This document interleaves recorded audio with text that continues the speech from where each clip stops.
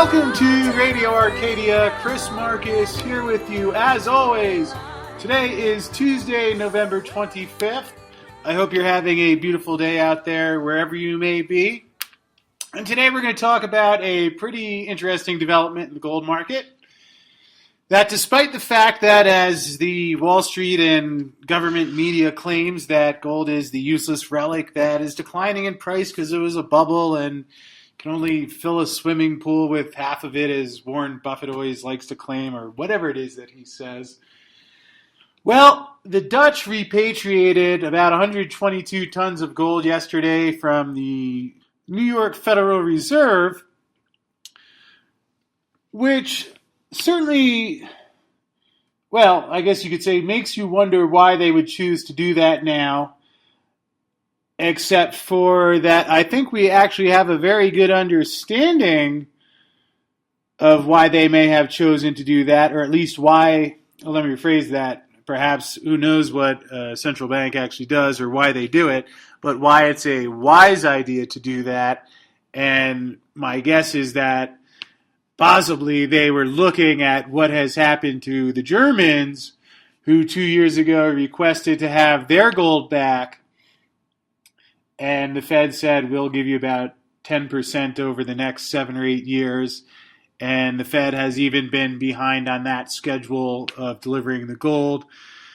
William Kay, hedge fund manager out of Hong Kong, that is a regular contributor on King World News, which is a good news source, especially if you're just digging into the whole gold and silver scene and would like to get some more familiarity with some of the good experts out there like Rick Rule, Eric Sprott, John Embry, that all appear regularly on King World News, along with William Kay, who is also a guest there. And again, Kay has reported that a lot of the bars that we see going to certain places, the stamp doesn't match who had originally put it on deposit, meaning that, you know, people had dropped off one piece of gold and they're getting back a different one, which is not normally supposed to happen. And certainly all the evidence continues to indicate that there's a scramble to deliver the massive amount of physical gold that China and India continue to import. Many are wondering, where is the gold coming from? Mainly from the fact that the Chinese alone last year imported almost entirely the world's supply of mined gold. So imagine that each year there's a certain amount of gold that's mined out of the ground that goes to market. The rest, if you have buyers or sellers, but keep in mind that the price fell considerably at the same time that the Chinese alone were already taking up the world's supply. So again, it's not, fortunately none of these current financial matters are really advanced calculus or stuff that requires a great degree of math. Similar with the U.S. government and analyzing a treasury bond when they sit 18 trillion in debt, tack on another 100 plus for Social Security, Medicare, and despite that, you still see Congress fighting like an angry married couple and haven't yet to produce any sort of evidence to make you think that it's even likely to change. Or even more importantly, as I continue to believe more and more that from a higher level, it's actually designed this way, and what we're watching is actually a great Broadway show designed to distract people from what's really going on around the globe, the things that governments are doing, and also keep people focused on having to spend the majority of their time working just to be able to afford the rising cost of living that I think remains one of the big challenges for the majority of people in the world. So when you think perhaps about how this has been able to occur, I know a lot of people always make the comment because they have a hard time accepting that the gold and silver market could be manipulated, and they say, well, if that were the case, wouldn't anybody have mentioned anything about it? Which is a fair question. I think it's an incredibly intelligent response, The only thing is that we've had no shortage of people who have been coming out and speaking out about this. Again, I mentioned William Kay. Again, I mentioned William Kay. Some of the other guests on King World News. There's a fellow named Andrew McGuire, who's a former trader on the LBMA, the London Bullion Market Association, which is essentially the London version of the COMEX, where he witnessed a lot of the manipulation that's been taking place. Back in 2010, he actually notified the CFTC, which is essentially the SEC of the commodities business, and he actually told them, and you can Google this and find, if you Google Andrew McGuire and King World News, you can find where he actually wrote to the CFTC in advance of a manipulation, described how the market would be manipulated, how it would play out in advance, and then walked the regulator through it as it happened, all of which he nailed, only to then be uninvited from the follow-up meeting that was supposed to be held among the CFTC, which was just one of several, let's say, coincidences that have occurred throughout this ongoing saga that is almost amazing, in that I don't know if there's ever been anything like this in financial history, where you've had a market that so many people have begun. And now I don't mean necessarily that many people in the public, but certainly within the crowd of people that trade silver in particular, but also gold, that have begun to notice the manipulations, which just seem so counterintuitive to what's been actually going on in the world, which help really make them stand out. Yet still, the regulators, it almost seems as if they're intentionally looking away.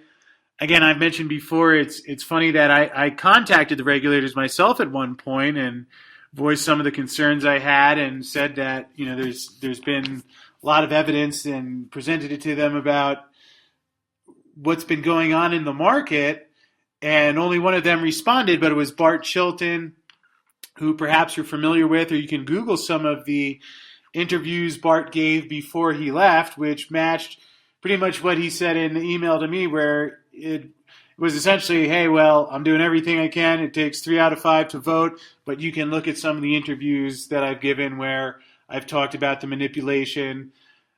If you Google Arcadia Economics and Bart Chilton, you'll probably find the interview. We grabbed the clip of him on RT News, the Russian news channel that actually, amazingly, has better information about the U.S. markets than the Wall Street Journal or the traditional news sources. But in either case, Chilton was on there basically saying that he had seen and witnessed manipulations in the market. And keep in mind that when one of the latest investigatory probes into the market and whether silver was being manipulated was closed, there was never any statement where Chilton or any of the other commissioners said that there wasn't manipulation, just that they couldn't prove it, which is also pretty baffling considering the unending trail of information that's come forward. But how that ties back to Dutch gold is that at some point we're going to reach that last bar, where someone is going to realize that a lot of the metal that we thought was there isn't there, and leading to really the short squeeze of the ages. And I've heard many people say, and I completely agree, this would have to be the largest financial scandal in history. Certainly the numbers just continue to get bigger in general, but especially, I guess maybe certainly the housing debacle was a big one, because certainly that's such a big and public market and that affected everyone. But to the degree that I continue to wonder if the gold and silver market being exposed as manipulated and finding out that most of the gold in the U.S. is gone, I wonder if that really serves as a spark, a real market jolt that kind of pushes this fragile house of cards off the table or onto the table, or whatever happens when you actually tip over the house of cards. I don't know if anyone's ever gotten to that part of the phrasing of it, but anyways, to think of what's actually going to happen, how some of these events are going to unfold, it's just stunning. But that's the thing. It's almost like sometimes I wonder what else could happen that could make people who aren't seeing what the Fed is doing or how manipulated the markets are. It's like, what else could happen to make them see it outside of, unfortunately, what I think is going to happen is that it's going to come down to a situation where we get a margin call as a global economy, and then just like people realize, oh yeah, there were clear problems with the housing market. Of course, this was going to unfold and implode in the way it did. It couldn't have worked. Similar along those lines, I think looking back in hindsight, it's going to be easy for many people to see. I think it's easy for people to see now if they are really looking for the information. I think it's also worth noting that every column that Ted Butler writes, that I remember it was early on when I was investigating the gold and silver, and it was reminded me of one of those courtroom drama movies where someone just lays out so much irrefutable evidence that leaves you wondering, all right, well, what other possible explanation could there be? And on top of it, he also sends each column to the CFTC, JP Morgan, Jamie Dimon, the head of JP Morgan, their board of directors. So it's not as if he's trying to go around anyone's back, and that's what I've always liked about Ted. He's a very detail-oriented, honest guy that is explaining, just what the reports and data is saying, that leads to a very, and again, Ted's research is one of many data points that led me to be able to feel very easily that, and again, factoring in about a decade of trading experience in the equity option markets, which in some ways I always thought there were similarities to the gold market, just in which it's a smaller, by attention-wise, market. It's just not. It's one of those markets that if something goes on in that market, the public generally might not know about it. Whereas when there's a big stock market event, that's something that just is more in the news. So doesn't mean these things aren't happening, but just it depends on where you're looking. And again, with the Dutch pulling their gold back, now, maybe they just decided to pull their gold back for who knows what reason, but, regardless of some of the baffling things these banks and governments do, you would think eventually even these guys would start to realize that a lot of these banks can't be trusted. Of course, a couple of years ago, we saw Venezuela repatriate their gold. And again, as we mentioned before, in China and India, they continue to pull in gold at just stunning amounts, and certainly any supply and demand data I've looked at leads to a picture where the numbers just don't add up. Eric Sprott has commented several times about how these numbers just don't add up. And sometimes when the numbers don't add up, it's a manipulated market, and certainly if more banks start repatriating their gold, well, it will be interesting to see in that case if we hit that break point. And, well, to me, it's really a matter of when we hit that break point, and eventually someone says, I want to buy gold or take back physical possession of my gold, and the inventory is just depleted. And perhaps that's a spark that changes the world as we know it. So it's going to be fascinating to watch. Click that subscribe button so you can stay tuned to Radio Arcadia, where we'll keep you up to date. You can also go check out our website at arcadiaeconomics.com.